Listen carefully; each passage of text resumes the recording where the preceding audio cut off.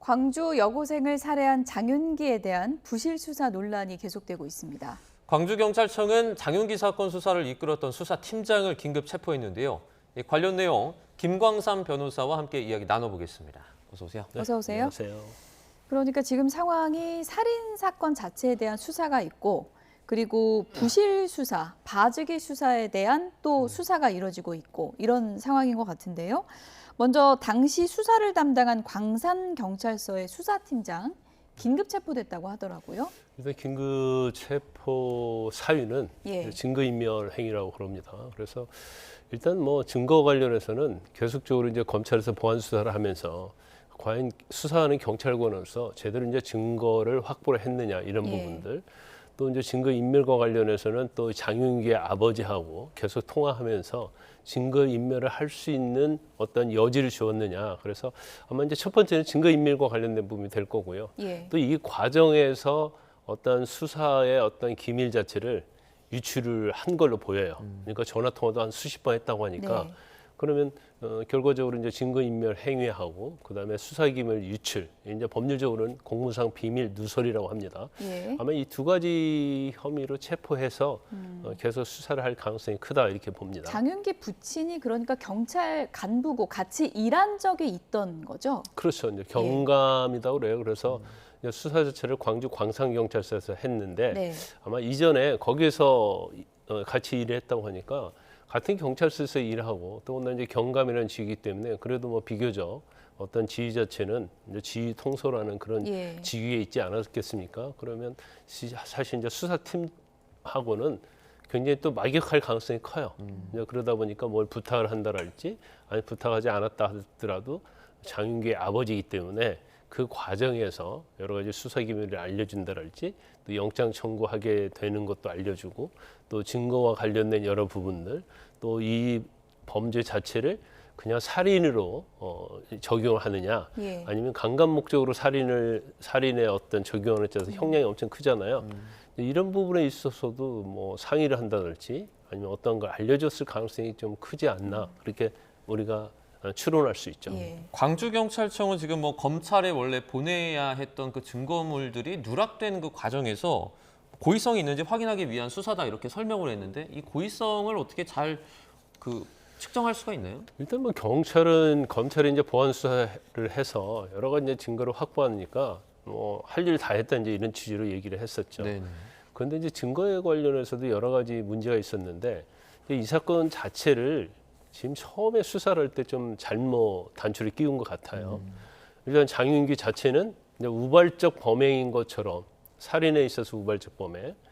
그래서 이채원 양을 납치하는 데 있어서 그냥 단순한 살인으로 이 사건을 갖다 본 거죠.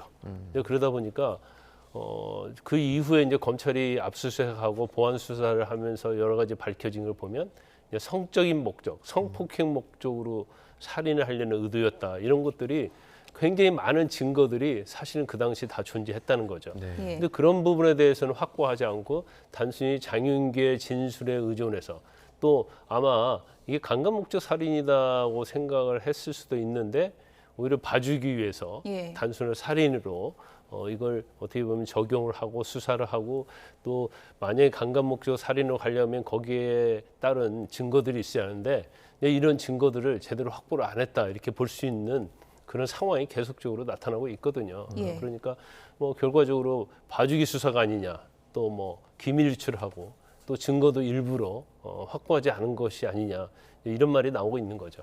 예.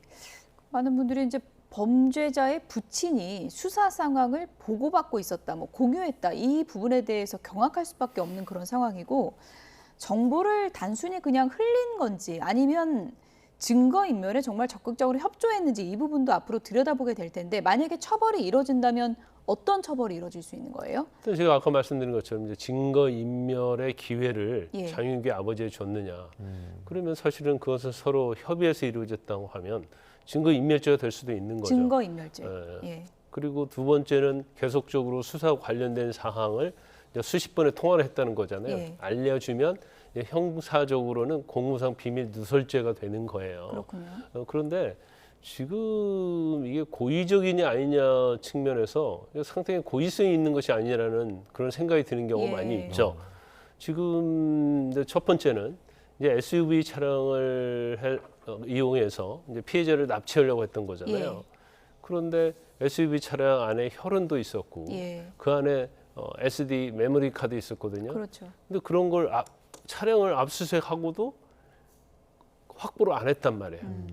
체포 그리고- 다음 날 넘겨줬다 그러더라고요. 그렇죠. 부친에게. 예. 그리고 차량은 다음 날 불친에게 넘겨줬어요. 예. 그래놓고 이제 사후 보고서만 하나 작성했다는 거 아닙니까? 그런데 항상 살해를 하려고 할 때는 동기가 있는 거거든요.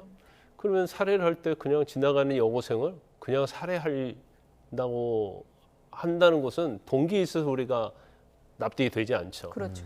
더군다나 지금 드러나는 것이 SUV 차량에 뒷문이 열어놨다는 거 아닙니까? 네. 뒷문이 열어놨다는 것은 차량에 납치를 하려는 거고 납치 후에 이제 어떤 행위를 하려고 한 것이냐 이제 예. 이런 것들을 살펴봐야 한단 말이에요. 그런데 아까 말씀드린 것처럼 SUV 차량에서 메모리 카드가 발견이 됐는데 그 안에 이제 여러 가지 지인과의 대화 이런 게 있는데 거기 보면 뭐 내 앞에 나타나는 여자 가만두지 않겠다랄지 그다음에 또 다른 지인과 어떤 대화랄지 그다음에 집에 있었던 리얼돌 그러니까 어떤 성적 목적으로 가지고 노는 그런 인형 예. 인형의 흉기로 목과 가슴 같은데 굉장히 난자를 해놨다는 거 아닙니까?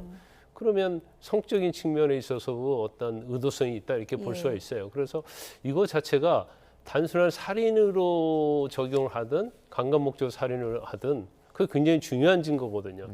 근데 그걸 장윤기 아버지한테 아들의 자취방 주소 알려주고 여기에 끝난 게 아니에요. 비밀번호까지 현관 비밀번호까지 알려줬다는 거 아닙니까? 그것은 아버지가 그 방에 가서 그러니까 살인을 저지른 다음에 한 3일 후 정도 갔다는 거예요. 그리고 거기에 있는 리얼돌이랄지 그다음에 장윤기의 휴대폰 오랫동안 써온 거 예. 이런 것들을 다 소각하고 폐기하고 해체해가지고 버렸다는 거예요. 그런데 리얼돌도 마찬가지고 그다음에 휴대폰 자체도 사실 이제 그 안에 포렌식을 하다 보면 어떤 내용을 검색했는지 다 나오거든요. 그러면 이게 강간 목적의 살인인가 아니면 일반 살인인가를 구분할 수 있는 굉장히 중요한 증거가 될 수 있는데 경찰은 아버지가 이걸 갖다 폐기를 했고 폐기할 수 있도록 수사팀장이 도와줬다. 예. 그러면 증거인멸죄가 될 수가 있고요. 그다음에 그런 비밀을 다 알려줬기 때문에 이제 수사기밀, 누설, 공무상 비밀 누설죄가 해당이 됩니다.